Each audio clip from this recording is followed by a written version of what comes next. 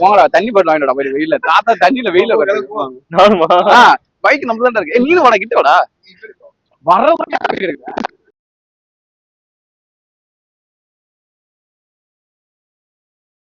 சும்மா கேக்குறேன் நாளைக்கு வரணும் அது இப்ப கேட்டுக்கலாம். 200 டிக்கெட் என்னெல்லாம் இருக்கும்ல? Car old car old bike கேமராலாம் இருக்கும்.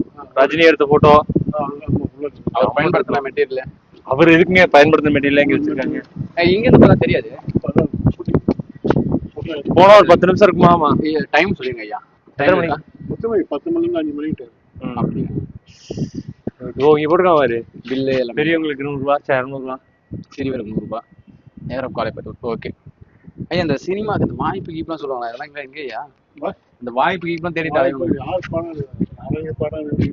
எடுத்த படத்தை ரிலீஸ் பண்றதுக்கே இன்னும் அதிகமா இருக்கீங்க. நீங்க படம்லாம் நடிச்சிருக்கீங்களா? பாக்குறதுக்கே சரி. இப்போ நாங்க வெளியூர்ல இருந்து வந்திருக்கோம். ஏன்னா சினிமா ஏதாவது வாய்ப்பு இருக்கணும் அப்படின்னா எங்க யார்கிட்ட கேட்கறது?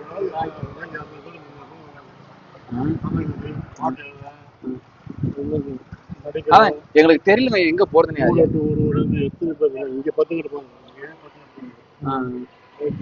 இப்பமா வர படுக்கிறாங்க. அவங்க மேல ரொம்ப சினிமாவில் ரொம்ப இதா இருப்பாங்க, இன்ஸ்பைரிங்கா இருப்பாங்க. எல்லாமே அதெல்லாம் இருக்கக்கூடிய வாய்ப்பு இருக்கு.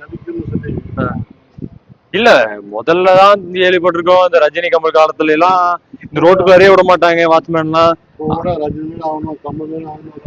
இன்னுமா பைத்தியார்த்தனமா எப்படி இருக்காங்க?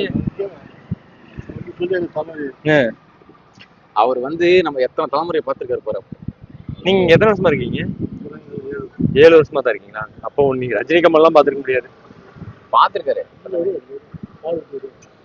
வந்திருக்காரா? இப்படி ஓரமாடா வெயில் என்ன? கண்டிப்பா கண்டிப்பா கண்டிப்பா தள்ளி போங்களா. இன்னும் நம்ம தான் சொல்லலாம். கார் நம்மதுடா. இதோட மட்டும் இருக்கும். ஓகேவா? காக்கபி ஓகேடா. இப்போ வந்து நம்ம வடபழனியில வந்து ஏவன்ஸ்ல உள்ள வந்து இவர் என்ன லொகேஷன் சொன்னாரு? இது உள்ள அது சிஎம்ஆர் நம்ம சொன்னாரு. இல்ல ஜோதிகாவரா கோவை சார்லாம் ஜோதிகாலாம் இல்ல, அவர் ஏதோ ஒரு அட்ரஸ் சொன்னாரு. சரி ஓகே. ஏவன் ஸ்டுடியோ உள்ள அப்படியே வந்தீங்கன்னா ஸ்ட்ரெயிட்டா வந்து லெஃப்ட் சைடு பாத்தீங்கன்னா அந்த வாய்ஸ் எல்லாம் வந்து டப் பண்றது, தெலுங்கு கொடுத்தா டப் பண்றது அப்படியே ஒரு கேஸ் இது இருந்தேன்னா அங்க போய் அசோடா இருக்கு. இது கஜா காவேரி கஜா இல்ல பிரதர்ஸ். இப்ப பாத்தீங்க அப்படின்னா நம்ம வந்திருக்கிறது வாய்ஸ் ஓவர் கொடுக்குற குரூப். இது வந்து பாத்தீங்கன்னா கிராபிக்கல் வியூ வேவ். சாரி ஓகேவா?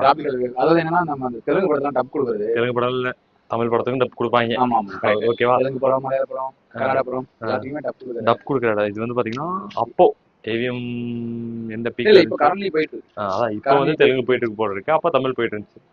இப்போ வந்து நம்ம உள்ள நம்ம போயிட்டு போனோம்னா லைசன்ஸ் வாங்கணும். அது ரொம்ப முக்கியமானது. லைசன்ஸ் மீன்ஸ் எப்படி அப்படின்னா நம்ம ஒரு வாய்ஸ் ஓவர் கொடுக்குறோம் அப்படின்னா அதுக்கான ஒரு படிப்பு படிச்சிருக்கணும்.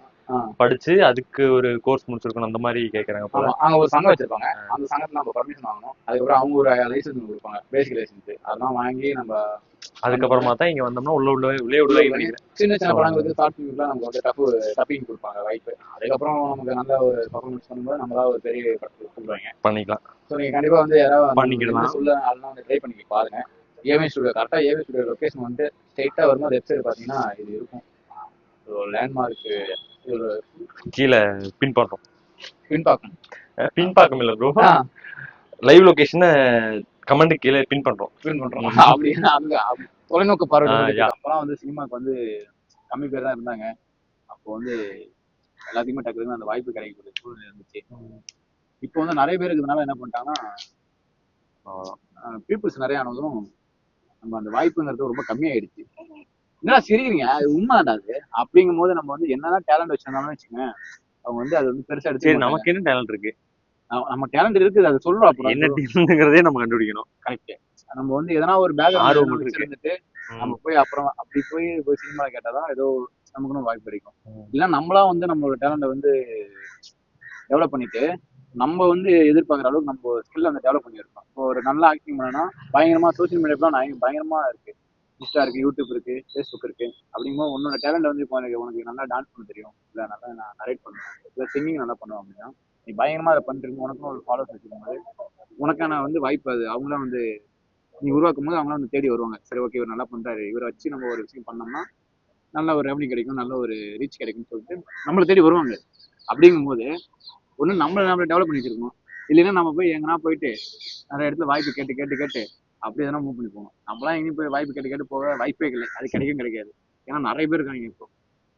அதனால நீங்க உங்களோட ஸ்கில்லை டெவலப் பண்ணிட்டு நீங்களா உங்களோட ஐடியா வந்து பயங்கரமா இம்ப்ரூவ்மெண்ட் பண்ணிட்டு டெவலப் பண்ணிட்டு இருந்தீங்கன்னா ஒரு வாய்ப்பு வரும். அப்போ போயிட்டீங்கன்னா சினிமாவுன்னு ஒரு விருப்பப்பட்டவங்களுக்கு நல்லா சக்ஸாக வாய்ப்பு இருக்கு. ஏன்னா அப்போ ஒரு இடமா கம்பெனியாக ஏறி இறங்குவோம்னா வச்சுக்க, ஏறி ஏறி இறங்கலாம், பாதி வயசு போயிடும். அப்புறம் சரி ஓகே அப்படின்னு சொல்லிட்டு பார்த்துருக்கும் போது அப்புறம் இன்னும் கொஞ்ச நாள் போனது நம்ம அட்வைஸ் வேணா பண்ணலாம். இப்படி போனாங்க வந்தேன், போனா அது பண்ண வாய்ப்பு கிடைக்கல, அதான் சும்மா ப்ரோ. என்னன்னா வச்சுக்க, டெவலப் தான் ப்ரோ. டெவலப்பு, ஸ்கில்லு, டேலண்ட் இது இருந்தால் ஆட்டோமேட்டிக்காக நம்ம தேடி வரும். அதுக்கு நம்ம எதுவுமே பண்ணலைன்னா இந்த விஷயத்துலயும் இல்லை, சினிமானும் இல்லை, எதா இருந்தாலும் சரி நம்மளோட ஸ்கில்லு, செல்ஃப் ரெஸ்பெக்ட் நம்ம பயங்கரமா இதெல்லாம் வச்சிருந்தோம்னா ஏவி ஸ்டுடியோல இருக்கும். ஸோ அந்த காலத்தில் ஏவி ஸ்டுடியோனாலே அந்த லோகோ உங்களுக்கு இப்போ வந்து என்னன்னா டோட்டலாக வந்து ஸ்டாப் ஆகி அப்படியே இருக்கு. நல்லா இருக்கு.